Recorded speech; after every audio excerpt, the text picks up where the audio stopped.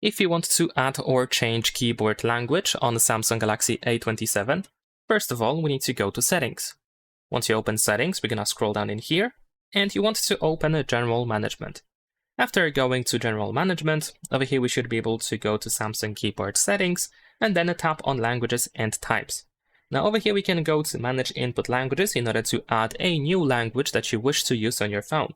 So let's say, as an example, I'm just gonna scroll down. I believe here we should be able to use the search option as well. So let's say I'm gonna search for the German language. There we go. And in this case, I need to download it first. So use the arrow icon over here to download the language. And then immediately after that, it should be enabled. You can, of course, have multiple languages added at once, and you can switch between them.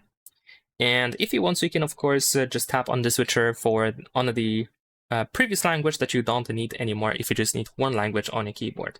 Now, if you decide to use two languages or more, in order to change or switch between them, once you open the keyboard, you should be able to find this globe button.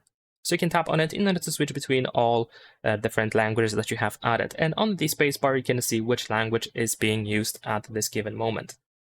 And that's pretty much it. Leave a like and subscribe.